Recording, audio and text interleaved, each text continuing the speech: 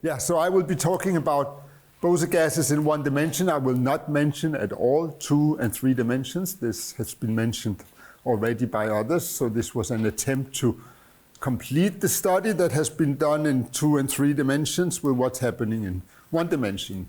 And 1 dimension is really very different. So I should say before I start that this is joint work with Johannes Ejersgaard and Robin Roivers. So I will start with what many of you, of course, know already, the many-body Hamiltonian with 2-body interactions, just to set the stage. I will do bosons, and I will do fermions with spin. I should say I haven't talked about the fermions with spin before, so these are some fairly recent results. So I will give, I don't know why this ends up in the wrong place, but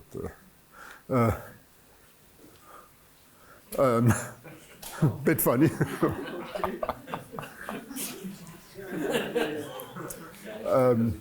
Okay, right? Yeah. Okay. Anyway, so we are talking about. I wanted to go back. Sorry, I wanted to go for the overview. So I will talk about the many-body Hamiltonians. I will give you some examples, the main examples in 1 dimension, and many of those are exactly solvable, which is the special thing in 1 dimension, and this will help us to study the cases that are not exactly solvable. So I will then talk about the scattering length and mention the exactly solvable examples. So I want to do the scattering length first, since I will express the results known in the exactly solvable case in terms of the scattering length. And sorry, I'll go back, I'm not finished discussing this. Then I'll give you the main theorem that tells you that what's happening in some of the exactly solvable examples is actually universal and happens for all examples, or for a large class of examples with more general potentials than the ones that are exactly solvable.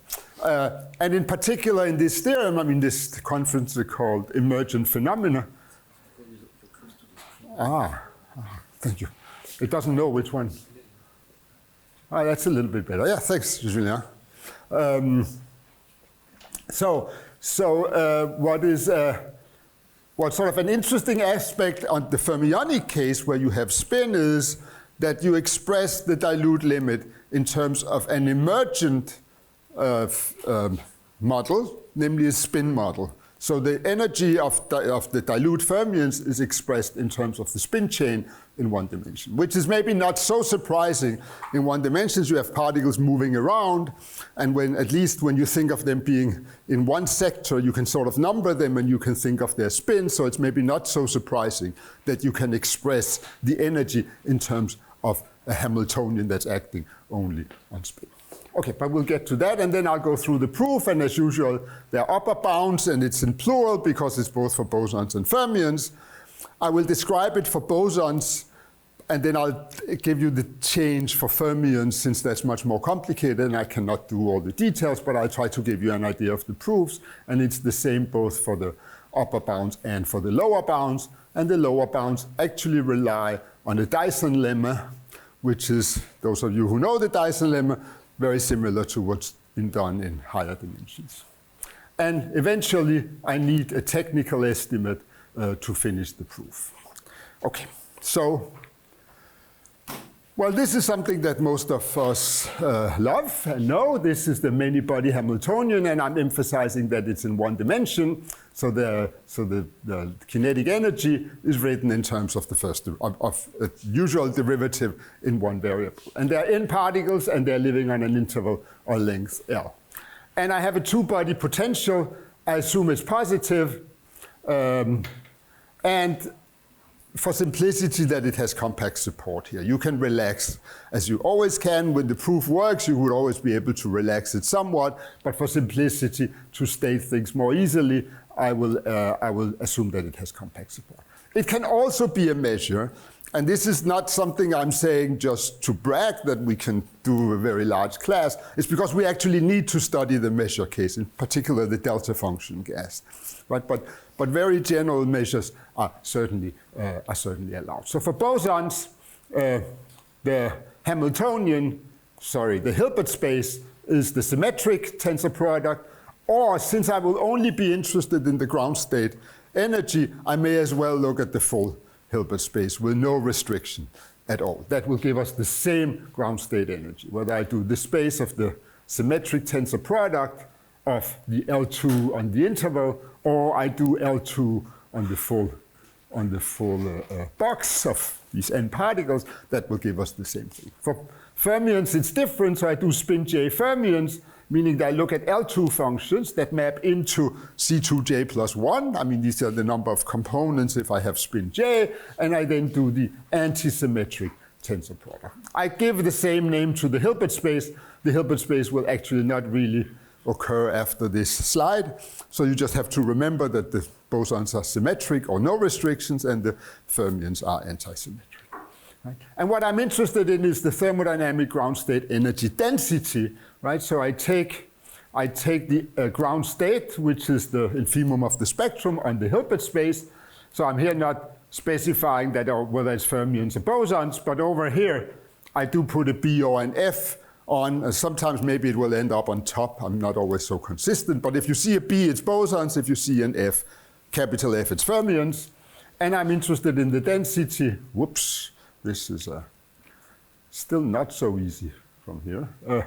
So the energy density is the function of the particle density. So you divide by the length, right? That's like the volume in one dimension, and you look at the particle density converging to rho. This is the energy density as a function of rho, and I'm interested in studying this quantity here. Okay, so here are some examples. The simplest example is, of course, the free gas. And as I said, and I want to try to explain it here, one dimension is very difficult. Not very difficult, it's very different. It is also difficult, but it's very different from 2 and 3 dimensions. And in particular, the free gas is not really an example I want to study. Not that I cannot, because it's basically trivial. The point is, it's not dilute. The free gas will actually rather be high density. And I'll try to explain why. So, of course, for the free gas, I know the energy. For bosons, the energy density is 0. You just put everything in a condensate. I was not very specific about boundary conditions on my interval, because the limit will not depend on it. So you can just think of whatever you prefer when you want to. So the free energy for bosons, the density is 0, and for fermions, it's the free Fermi gas, which in one dimension goes like pi squared over 3 rho cubed. But these powers are important, because if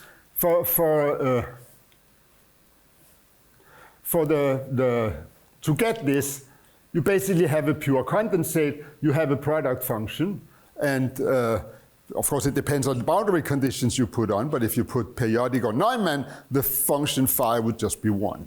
Right? And you would get 0 even in a finite box. If you did Dirichlet, the phi would be the ground state for the Dirichlet problem, and you'll get 0 only in the limit. Nevertheless, you can use this product, this pure condensate, as a trial state for the non-interacting problem, if V is not 0. And then you will find that the energy since you're using it as a trial state, is 1/2 rho squared integral V. You don't get any contribution from the kinetic energy, but you get a contribution from the potential. Right? Now, I want to compare this energy with the free Fermi energy, because I'm allowed for bosons to use the free Fermi as a trial state. In particular, since I said I would get the same whether I look at the full space and not just the symmetric. So actually I do get an upper bound by using the free Fermi. Now I'm cheating a little bit here, because I'm comparing the free Fermi energy to the bosonic trial state. What I should have done was to take the free Fermi state, the Slater determinant that minimizes the free energy, and use it as a trial state. And I'll get back to that, how one can do that later on. But actually, it turns out, since these are fermions, your trial state are fermions, and your potential is sort of short-ranged, that the particles vanish when they get close. So you can actually almost ignore the potential, not quite, and we'll get to it when you use the free Fermi gas as a trial state. What I wanted to emphasize was that when you use the free Fermi, you actually get a lower energy than the condensate, because it's a rho cubed, so for low density compared to a rho squared. And that's exactly the difference between 1 and the higher dimensions. So in 2, the 2 would both be rho squared. The free Fermi energy is rho squared. And as you go up in 3 dimensions, the free Fermi energy is rho 5/3, which is now a smaller power than rho squared, and therefore, since we're doing low density, the rho squared is certainly better than the free Fermi. So in higher dimensions, the free Fermi gas is nowhere close to being a good trial state for the Bose gas. But in 1 dimension, it is, and we will see that it will be the leading contribution and not the condensate in 1 dimension. Okay, so the other examples I want to think of is the hardcore potential, right? That it's infinity if they're close to each other. I called it A here. Some of you may think that it's the scattering length, and it will sort of be, but I will have 2 scattering lengths in this discussion. So for me, A here is, at this point, the range of the hard core. And then there is the delta interaction, which is sometimes called the Lieb-Liniger gas, because it was exactly solved by Lieb and Liniger, and I will get to it in a second. So that's the delta function, and it's VC delta. I mean, often C is a constant here. It's not the speed of light, but it's just a constant, which is positive, because I want the positive potential. And actually the convention in Lieb and Liniger and maybe other papers was to write 2C here, but I'm just writing it as C delta. So, okay, so the scattering length. So as I said, there will be 2 little bit corresponding to in higher dimensions, the S-wave scattering and P-wave scattering. Here it's much easier. I have an even scattering length and an odd scattering length. I'm solving the scattering equation, so I pick a radius r. I mean, it's not really a radius here, it's just the length. And then I solve the 0 energy equation. The 1/2 here comes from the reduced mass, because I'm thinking of it as a 2-particle problem. But the boundary conditions is either that for plus, they have the same boundary conditions and r at minus r, so they're both 1. And for minus, you choose the opposite. So you're looking at the odd and at the odd function. Right? I think of the v here as being a symmetric function, depending only on absolute value of x. And then, when you are outside the range, so remember R0 was the range of the potential, when you are outside, the solutions actually look the same, but the number here is different, because they're solving, one is an odd function and the other one is an even function. And when you're doing it with the even function, you call it AE, and when you're doing it with the odd function, you call it AO for the odd scattering length. So it's the even and the odd scattering length. And if you think about, I want to do bosons and fermions, right? If you want to have anti-symmetry, you want to do the odd scattering length. If you want to have symmetry, you want to do the even scattering length. So if you had 2 fermions, it would be the odd scattering length that's relevant. If you do bosons, it's the even scattering length. Now, the odd scattering length has a Dirichlet condition at 0. And if you think about the reduction from 3 dimensions to 1 dimension that you can do for a spherically symmetric potential, remember you can multiply by the 3-dimensional function by r, and then you can reduce the 3-dimensional problem to a 1-dimensional problem. So in fact, the odd wave scattering length is the same as the 3-dimensional scattering length if you look at the spherical symmetric potential V. And we know a lot about the 3-dimensional scattering length. In particular, it's positive. So the odd scattering length is positive. That's not true for the even wave scattering length. That can be negative. But we do have, I don't know, this is not, I have to point in here. Okay, this makes me seasick. Can you turn it on and off? Maybe it needs, either it's my brain or this thing that needs to.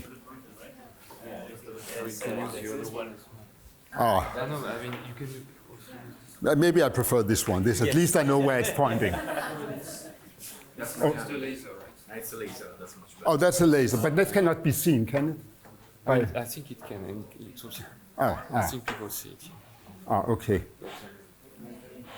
So, do you see it, or is it better with the pointer? You don't see it.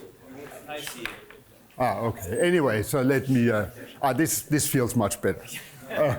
Okay. So as I said, the odd wave scattering length is non-negative. The even scattering length is less than the odd and can be negative. So let me just run through what it is in the different cases. So for V equals 0, the free gas. For the free gas, the function f plus is just 1. And that means that you would have to choose something so that you don't see the x at all, meaning you would have to choose this to be plus or minus infinity. And if I want to keep this inequality, then I say that the even wave scattering length is actually minus infinity for the free gas. The odd wave scattering length is 0, because if you want an odd function and it has to have, you just choose the function x here, right? And you don't have the odd wave, so that's 0.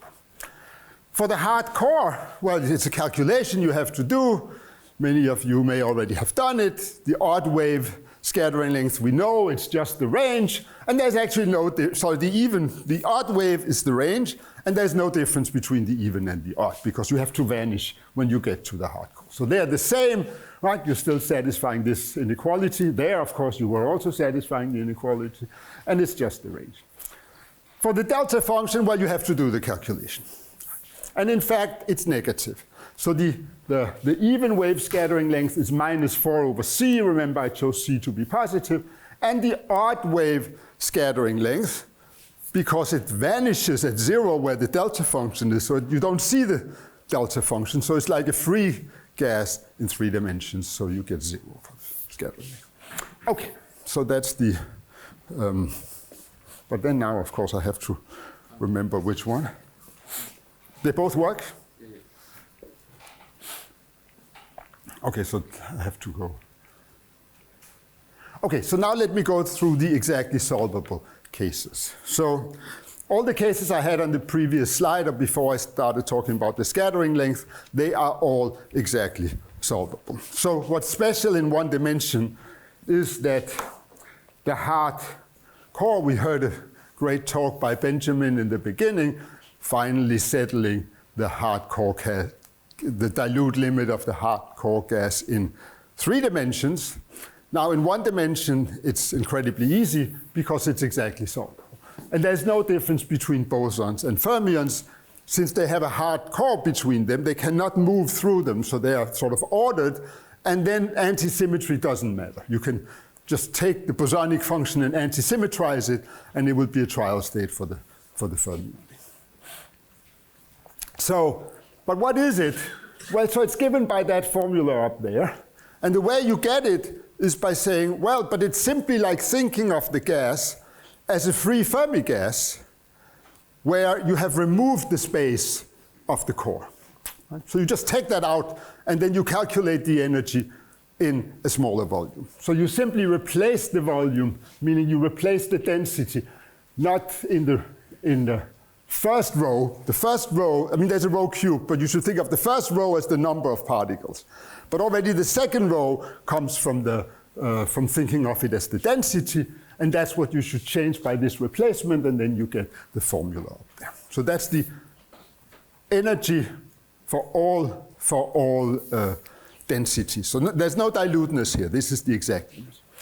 Now the Lieb-Lineker is much more complicated. And Lieb and Lineker solved it in 1963 using the beta-ansatz method. And when we say solve it exactly, it's actually highly non-trivial, because they end up with another problem, which is a sort of one-particle non-linear problem, an integral equation you have to solve. But it's not easy to write a formula for the energy. So the energy is given by solving some integral equations. And there's been a lot of work in trying to expand this at high density and low density. So exactly solvable, yes, you're going away from a many-body problem to a one-body problem, but it's still difficult. Now, and in fact, the low-density case is not even known rigorously after the first two terms. And I'll get to the first two terms in the high-density case. So in the high-density case, there are two terms. There's a third term predicted by Tracy and Whittam, but they say it's not rigorous. They calculated it through some matching asymptotic expansions, and physicists liked that approach and did the next 10 terms. But even the first one is still not known rigorously. In high dimensions, however, you can expand it, and the expansion is I wrote it like this, right, to make it look a little bit like the free gas. But I know that this expression is actually a lower bound. So that you can prove, that this expression is a lower bound from the exact solvable thing. But it's not only a lower bound, it's a lower bound which is exact in the high density limit, knowing that at least the first correction is exact. The first correction to the free Fermi energy is exact in one dimension. So the goal for bosons would be to prove that this expression and that expression, the same expression in terms of the scattering length in the dilute limit, is true for all potentials. Right? So now I do this expansion. In the dilute limit, this rho AE is very small. I have to be slightly careful when I talk about the dilute limit, because the AE can actually be zero for zero potential it was minus infinity. But for in general, there are potentials for which it's zero, and then of course saying that rho AE is small doesn't make any sense. So I cannot express diluteness for bosons just in terms of the scattering length. I need to include the range as well. But if rho AE is small here, then I can do the expansion, and the first order expansion is this. So I claim that this is true. So that's the goal, to prove that that's true for all potentials. What about for fermions? Well, for fermions, what corresponds to the Lieb-Liniger model, if you just do fermions without spin, then the delta interaction is like a free gas. You don't see it. But if you do spin, then of course it depends whether they have the same spin, where you do not see the delta because you have to have anti-symmetry. But if they have opposite spins, then they can see each other. And this model is also exactly solvable, and it's called the Yang-Godin model. And again, it's exactly solvable by some complicated integral equations. But you can study those, and you can see that the dilute limit has this expression there. So the constant changes from the 2 to 2 log 2. And the 2 log 2 I will interpret as something else in a moment. Now, Sutherland studied the higher spin, and it turns out that you actually get exactly solvable models for fermions with delta interactions for all spin.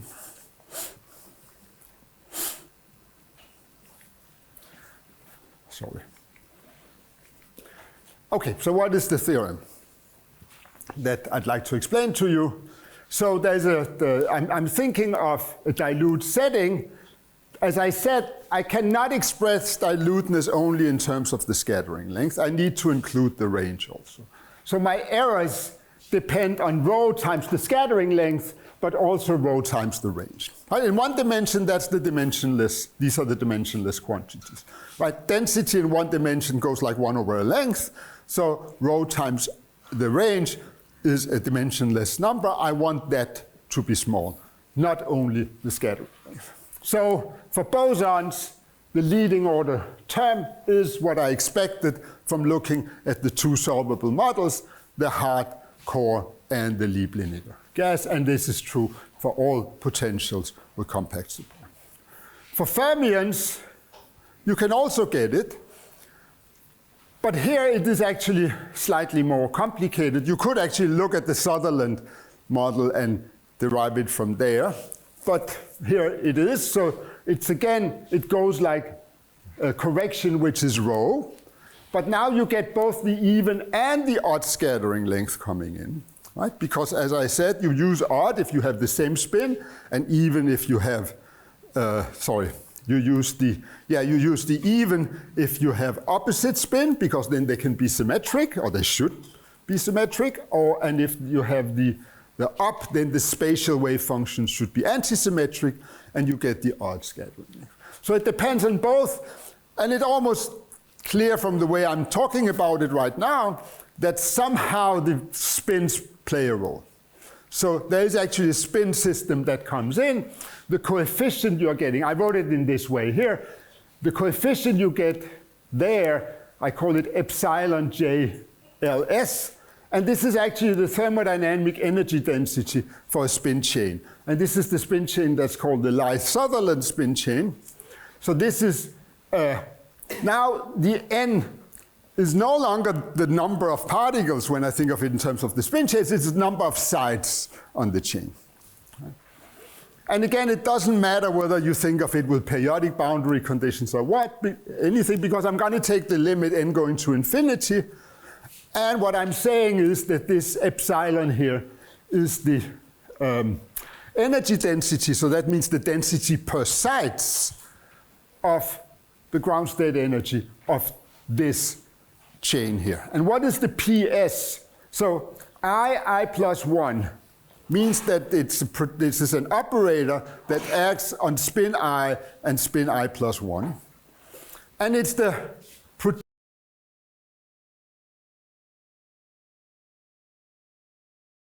to these two sides. Right? So you have C2j plus 1, tensor C2j plus 1, and you project onto the symmetric subspace of that.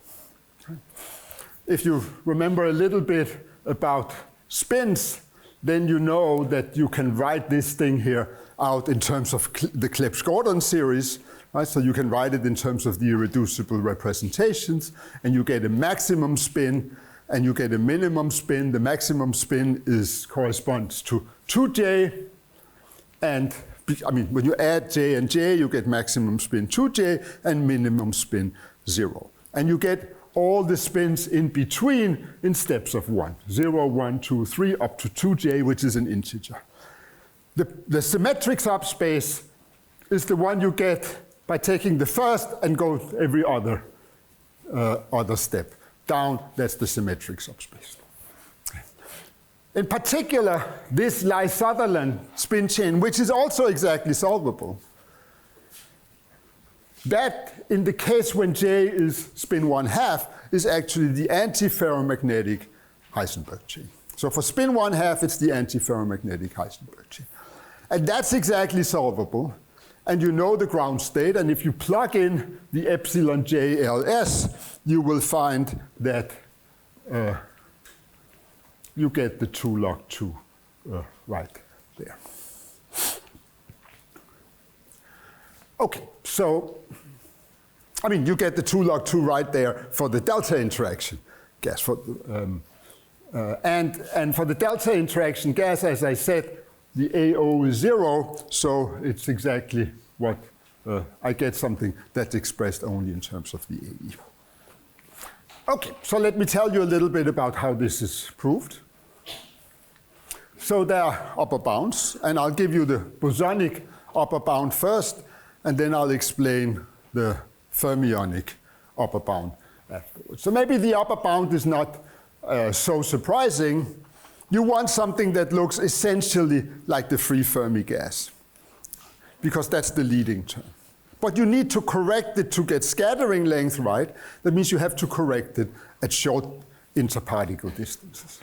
It turns out that you actually only have to look at the closest pair. So I introduced this R1 of x. X is the variable for all the particles, I mean x1 up to xn. R1 of x is the shortest interparticle distance. And you actually only have to change something when corresponding to the shortest pair. Right? I mean, you may have other pairs that are very close, but it's enough to look at only the shortest pair. It turns out that sort of in the dilute limit, it's not so likely that you have many pairs that are close. So it's enough to actually look at just what's happening with the closest pair. So what you do is you correct. So you choose some B, and you use that as the R in your definition of the scattering solution. Right? So that's why I say this F plus is the even scattering solution now with R equal to B, meaning I choose it to be 1 at B. And you have to choose B in the right way. This will be a very short distance, and at this short distance, the Fermi function for this pair, the dependence on that pair, will it be essentially linear? So I divide out by the R1 of x, and I multiply by the scattering solution. And when I get to B, then the F plus is 1, the R1 is B, so I get sort of the continuous match between the two. This is not a normalized function, so you also have to normalize it. And you have to do lots of calculations. You use the kinetic energy, you use the diamagnetic. This doesn't look like an inequality. This is a very, that's not the inequality we use. We put the absolute values. We put the absolute values inside. It's just so that it allows you to do the calculation with the true fermionic. I apologize. And you have to calculate lots of correlations in the free Fermi gas. But those you can calculate, there's Wick's rule, it's a quasi-free state, it's a Slater determinant, and you can calculate. I think we need to calculate up to the 4th order correlation functions to do the estimates and do the calculation. So that's what you do for bosons.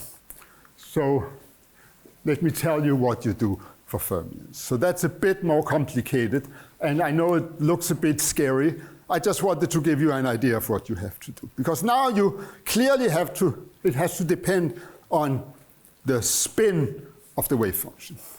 So you again put in the free, now first of all, I do it only in the sector first. So I assume that x1 up to xn, they're ordered, and I write down the trial state there. And then I just extend it by antisymmetry. But of course, you have to make sure that when you extend it, that when you do the extension, you're getting something continuous, right? I mean, when the two particles are on top of each other and you flip around, then you also flip the spins, right? And then you have to make sure that you're actually getting something which is continuous. But that will work for this function that I wrote there. So you do the same as before. When particles are far from each other, when the shortest distance is bigger than b, you choose the free Fermi gas. The chi here is a spin state, right? So psi f is just depending, it's just a spatial function, and the chi is some function of the spins that I'm not specifying here. But in the end, of course, you want to choose it as the ground state or something close to the ground state for the Lie-Sutherland model. Now I need to introduce also the next to nearest interparticle distance. So I call that R2. I didn't write it down. I think it's clear what I mean. Right? This is you have the shortest distance, and then you have the next nearest distance. The problem is that you have to write a wave function that depends on spin, on the spin of the nearest particles. And I'll explain to you how you do it in a moment. Now, so you have two particles that come close, and then you do something depending on their spins. Right? But now imagine that now things are moving around. Suddenly it's another pair that's closest. Right? But they may have a different spin. So when that happens, when the shortest goes from this pair to that pair, you may have a discontinuity if you're not careful. So that's why I have to make sure this does not happen. Right? And you may say, you're saying, you can't make sure that it doesn't happen. Well, as I said, it's not likely to happen. So I want to do something else when that happens. Right? And that's why I actually introduced this function eta. Eta is a function that localizes in the next nearest distance. So if the next nearest distance is so short that it's within b, then I do not do anything depending on b, on the spin. I do something else. Okay, so this term here means that only one pair is within distance b from each other. All the others are further away from. And then what I have is some spin-dependent function that's acting on this spin state chi. If the if there are two pairs that are within B of each other, then I do not use the spin-dependent thing. I use something which is much simpler. I just use sort of what you would get for the hard core, right, at that distance. So what is the spin-dependent function? Well, it depends on whether the spin is symmetric or the spin is antisymmetric, right? The symmetric spin is P, the projection, the orthogonal projection to that is the antisymmetric combination. So when you have antisymmetry, then you have when you're projecting onto the antisymmetry in spin, you can use the even scattering solution in X, but when you're projecting onto the symmetric, you use the odd scattering length. And then you plug all that in, and then you do all the calculations again, and it works out. I think this time we have to expand to slightly higher order in the correlation functions of the free Fermi gas, but that's what you do. Okay, and maybe I should just emphasize it again. As I said, without this eta, the trial function is not continuous because you could have this situation where the shortest pair jumps from one to the other. Okay, so now let me get to the lower bound. And for the lower bound, we use Dyson's lemma. And Dyson's lemma says that if you have an interval around 0, then you can take the energy in that interval. This is just a two-body, just for, actually this is just one body, but it reflects studying the two-body problem, because I have the 1/2 V. You can, what this is telling you is you can replace the potential by delta functions instead. So if you take an interval and you integrate over this interval and it contains these 2 points minus R and R, or actually you need actually only contain one of them, then you can replace the V by these delta functions. Right? So that's what Dyson's lemma is telling you. So the idea for us is to actually do a lower bound by using Dyson's lemma. And what we do is, for all the pairs, we use this. And we take out the kinetic energy inside this interval and the potential inside this interval and replace it by a delta function. And then we collapse the space after that. So we put the minus R and R on top of each other, and we get a delta function with twice the strength. So we are actually using this, changing the whole length of the system, and getting a new problem, which is a Lieb-Linear. Right? So we actually bound the problem from below by a Lieb-Linear. So I tried to write down here essentially what it means when we do it for many particles, but it allows us to collapse. So we define a new function, which is given from the old function, except that the x2 particles starts R away from the first. It starts at R, right? So and then we are writing it down like this, and we get a new function that lives on the smaller domain.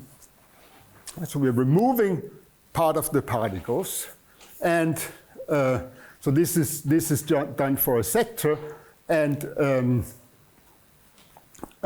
it allows us to bound the energy from below by Lieb-Linear with a C tilde, which is given by the even wave scattering length, and a volume which is smaller.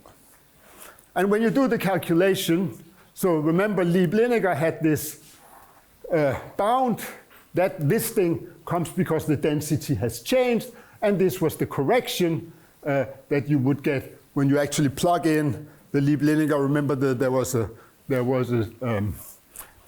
you really, I think I got this. This should have been, no, I'm sorry, I'm a little confused. This is the right constant that you're getting. Oh, sorry, there's a -2, so it's correct. Because I'm using that it's the scattering length. This thing here is the scattering length, and if you remember, the scattering length was was 4/c. So you're getting this, and now you expand to leading order, and then the rho R drops out, and you get exactly what you want. Okay. So this is what you do for bosons.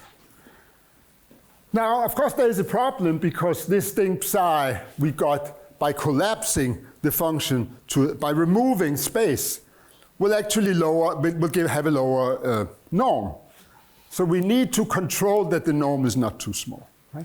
So we need to control that the norm of the new function is close to 1. And I will get to that. So now what do you do for fermions? For fermions, you do the same thing. But when you do that, then the delta function the Dyson's lemma is essentially the same, but you will now get delta functions that depend on the spin. The strength of the delta function will depend on the spin because the scattering lengths are different.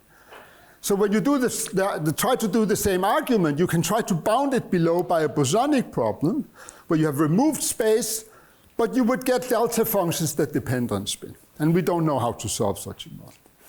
So we actually do something quite a bit more complicated. We actually decide to choose the r, the distance between the delta functions, differently depending on the spin, but so that the strength of the delta function is the same. If you remember in the Dyson lemma, right, there is an r here, and there is the scattering length. We would like this 2 divided by r minus ae to be the same no matter whether it's ae or a odd, and we do that by changing the r, so that it's always the same coefficient, but then the amount of space that I remove is different. So that gets a little bit hairy. So that is the energy that I want to estimate. I use Dyson now, and that means I can replace everything now by Lieb-Liniger because the delta functions are all the same, and I remove all the space and I just think of it as bosons. But it depends, the collapsed functions depend on the spin of the original function. So you actually sum over, you take projections onto the antisymmetric or symmetric, depending on the side, and you sum over all the possible combinations. So I didn't write it down really in details, and it's actually rather complicated because these projections do not commute with each other. Right? I mean, the projection on these two sides will not commute with the projections on those two sides. So we actually have to be very careful with the order in which we define this psi t when we do a projection. And what we do is we take the psi and we sum over projections onto the different spins by first projecting on every other, so you do sort of here and then this guy here, but not that one. So you do this, they commute. So you did projection of those first, and then you project all the other ones afterwards. So you group sort of the ones that you have a group of projections that commute and another group of projections that commute, and you group those together. That actually is useful when we have to sum over the whole thing at the end. Okay, so I was not particularly careful in writing it down, but you're summing over these possible projections, and you remove different amount of space in the different cases, but so that the coefficients are all the same. It's a Lieb-Liniger model. They have all the same delta functions, but the space depends on t. And then you actually use that you know the expansion for Lieb-Liniger. So if you do that, you can actually write it down. And this summation, it depends on the length of your chain now, the length of your system, which now depends on the projections you had of the different spins. But in the end, you can write it down so that you can write it in terms of how many times the symmetric projections appears in the set T. The set T is a tuple of projections onto spin, which is either symmetric or antisymmetric. You count the number of times the S appears, and then there is a sum rule that tells you when you do this sum against the integral psi t squared, which I had on the other slide, that this thing can actually be expressed in terms of the thing that appeared in the Lie-Sutherland model. So I don't want to go through the details. That's a bit long and complicated, and you have to be very careful with the commutations that you sum things up in the right way. But let me just finish with this norm estimate, right? I said that I still have to estimate the thing I get when I remove space between that I used for Dyson, right? This this was the R. Of course, I have to carefully choose this to be sufficiently small. But here we use a bound that you can actually estimate it. It's sort of a Solovej bound or Poincaré bound in one dimension. It was used also by Liebseiringer and Ingwersen when they studied approximate 1D gases. So we copied it from there. So you can get an estimate where you can control this thing here by the kinetic energy. But of course, it's not just the kinetic energy. You also have to use the L2 norm.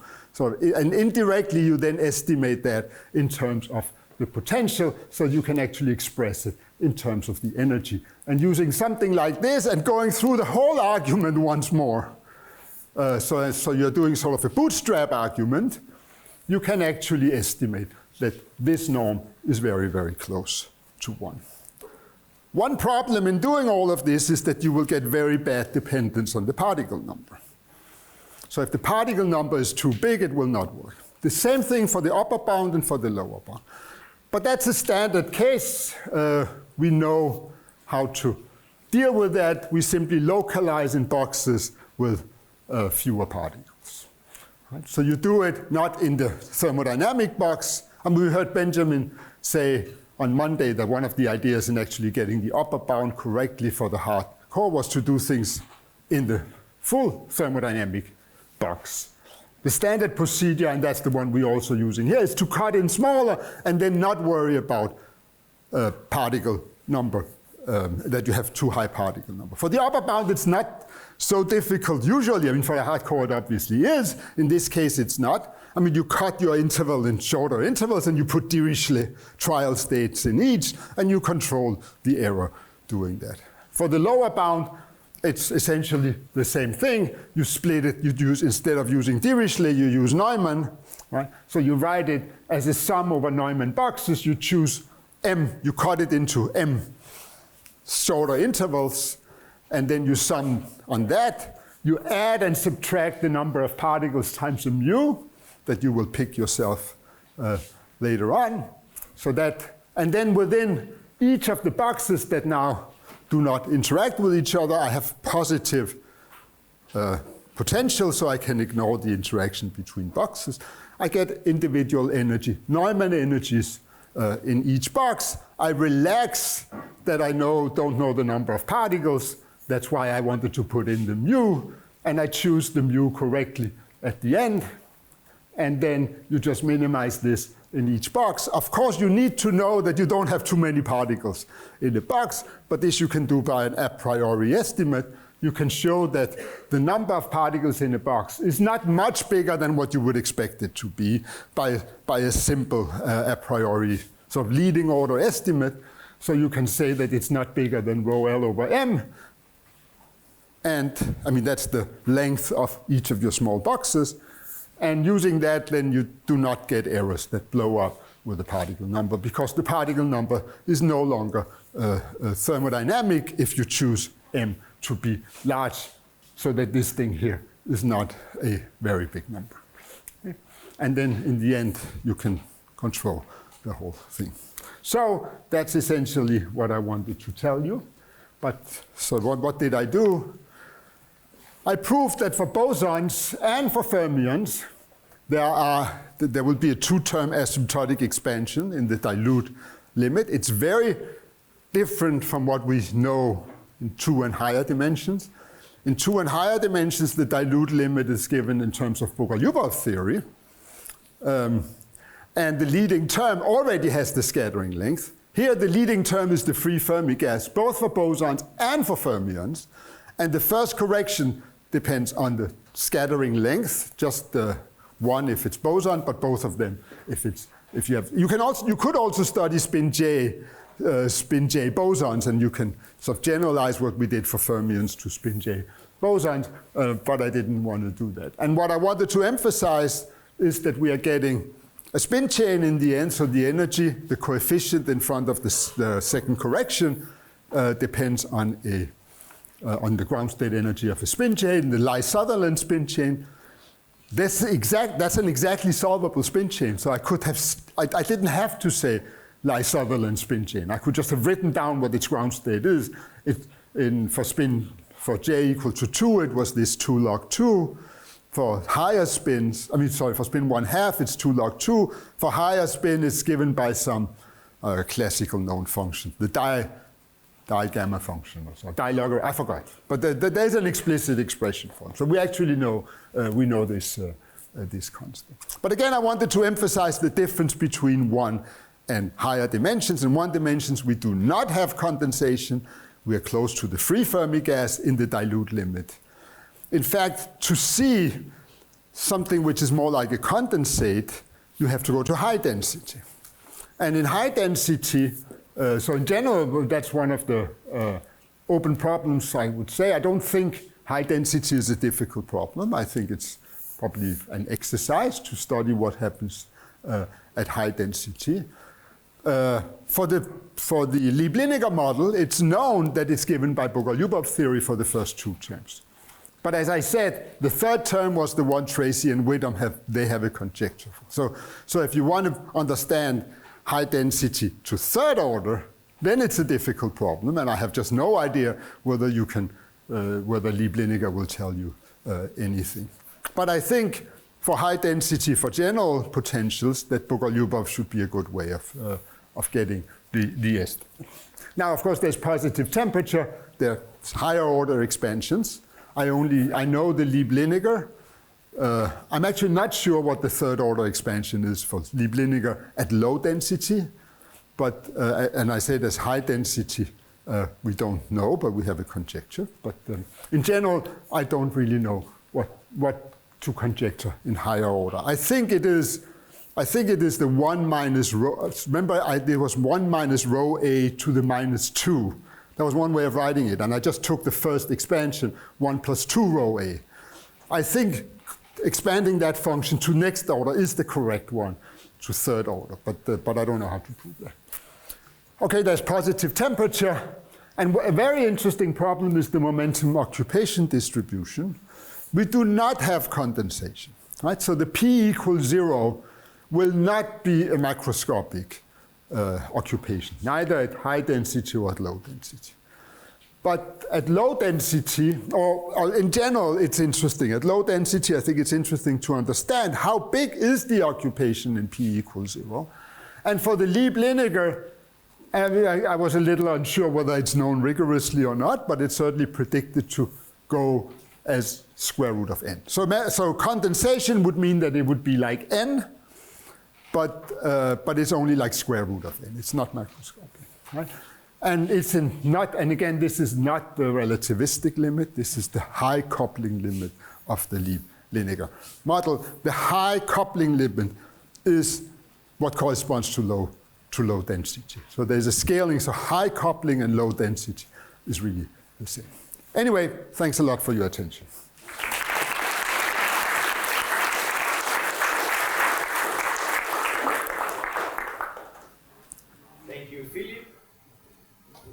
On. Very good. Are there any questions or comments? Yes, that. Yes,